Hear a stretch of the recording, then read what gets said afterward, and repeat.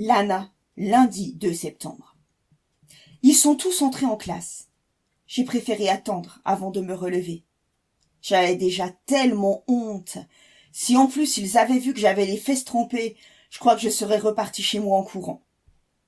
Une surveillante vient vers moi et pose sa main sur mon bras. « Ça va? Tu ne t'es pas fait mal? »« Non, c'est bon. »« Quelqu'un t'a poussé? »« Non, non. » Elle a l'air gentille, la surveillante. Mais je suis obligée de lui mentir. Qu'est-ce qu'elle croit? Que je vais faire la rapporteuse? Si je commence à me plaindre, je sais ce qui va se passer. Tous les autres vont me prendre pour une minable, incapable de me défendre. Puis, Madame Gagy va appeler ma mère. Je veux pas que ma mère pense que j'ai des problèmes. Elle en a déjà bien assez comme ça. Le gars qui m'a poussé, il s'appelle Ralph. J'ai entendu ses copains lui parler. Je ne comprends pas pourquoi il a fait ça. Je l'ai déjà vu et je sais qu'il m'a reconnu. Je l'ai lu dans son regard quand il s'est retourné après avoir repéré son nom sur la liste de la classe. C'est à ce moment-là qu'il m'a poussé. Il me déteste. Pourtant, c'est pas de ma faute si ce jour-là j'étais au mauvais moment, au mauvais endroit et que j'ai assisté à tout ce qui s'est passé. « Allez, prends ton cartable, on va y aller, » dit la surveillante. « Tu sais qu'il ne faut pas hésiter à me dire si quelqu'un t'a embêté. Madame Gagy est dans son bureau, c'est la CPE, on peut lui en toucher 2 mots. »« Non, non, ça va. »« Bien, on va passer à la vie scolaire pour te sécher un peu avant que t'ailles en cours. Au fait, je m'appelle Chloé. Et toi ? » ?»« Lana, t'y vas. » Je la suis sans rien dire en tirant mon minable cartable. Je l'ai depuis le CE1. Comment j'ai pu, à un moment de ma vie, aimer ce machin rose avec des paillettes autour de l'étiquette? Si maman avait assez vendu de bijoux sur les marchés pendant les vacances, j'aurais pu m'en payer un neuf, mais la saison n'a pas été très bonne. Dans le bureau de la vie scolaire, Chloé me donne une serviette et un sèche-cheveux, et 10 minutes plus tard, elle m'accompagne jusqu'à la salle 210. Elle frappe et ouvre la porte. « Excusez-moi de vous déranger, Madame Lumier. Cette demoiselle est dans votre cours. Lana Tiva. »« Entre, Lana, » répond la prof. « J'ai fini l'appel et je venais juste de commencer à parler du programme de français de cette année. » Je fais un premier pas et c'est là que je le vois, assis au fond vers la fenêtre. Ralph. Il me regarde avec un sourire mauvais et ça me fait peur. « Bon alors, Lana, t'y vas ou t'y vas pas ?» chuchote-t-il, juste assez fort pour que tout le monde l'entende. Aussitôt, ça rigole dans les rangs. Chloé me pousse dans le dos tandis que la prof de français demande à la classe de se taire.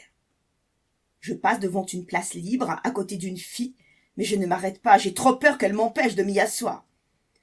Je vais droit jusqu'à une table seule, au fond, du côté du mur. Mon cœur bat à 100 à l'heure.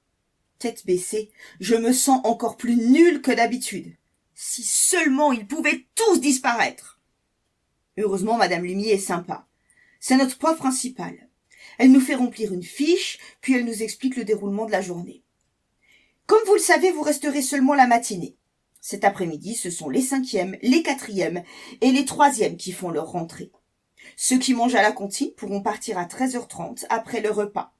Les autres, vous serez libres à 12h30. Nous allons faire une visite des locaux ensemble, puis vos professeurs se succéderont dans cette salle pour se présenter. Tout se passe comme elle l'a dit. À la récré, je vais au CDI et je me plonge dans une BD que j'adore. Les 2 héros, Alex et Meili, me font tellement rire. Pendant un moment, j'oublie où je suis, jusqu'à la sonnerie. Après, on retourne dans la salle. Chacun leur tour, les profs nous demandent de remplir des fiches. À 12h30, je sors en ayant retenu 2 choses. En français, il y aura un exposé à faire juste avant les vacances de la Toussaint sur le thème « Ce que je n'oublierai jamais ».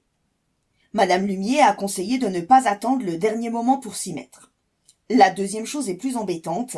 On va faire un cycle athlétisme au stade en septembre, puis on enchaînera avec handball en salle en octobre. Pour le gymnase, il faudra apporter des baskets avec des semelles blanches. C'est précisé dans le règlement du collège. Les miennes ont les semelles rouges et noires. Il va falloir en acheter une nouvelle paire. Maman m'attend à la sortie, juste devant la grille. Elle me serre dans ses bras. « Alors, Malana, c'était comment? Tu t'es fait des copines ?» Je sais qu'une embrassade de mère équivaut à traîner mon cartable rose à roulettes derrière moi. Ça fait bébé. Mais ça m'est égal. D'abord parce que j'aime bien quand ma mère me fait des câlins et qu'elle m'appelle Malala. Ensuite, parce que les autres penseront peut-être que c'est ma sœur. quand je suis née, ma mère n'avait que 16 ans, et elle s'habille comme les jeunes du lycée. Il y a plein de gens qui ne la croient pas lorsqu'elle leur dit que je suis sa fille. Sur le chemin, je lui raconte que je me suis fait 2 copines. Évidemment, c'est une histoire complètement inventée pour la rassurer. Je ne veux pas qu'elle se fasse du souci. Elle fabrique des bracelets et des colliers en perles qu'elle vend sur Internet et sur les marchés. Le boulot lui plaît, surtout quand elle invente un nouveau modèle. Grâce à ce travail, elle a beaucoup de temps disponible. L'inconvénient, c'est que ça ne rapporte pas beaucoup d'argent. Quand j'étais petite, je ne me rendais pas vraiment compte des problèmes de sous. Je pensais que c'était pour tout le monde pareil. Maintenant que je suis grande, je vois bien que c'est compliqué pour payer le loyer, la nourriture, tout ça.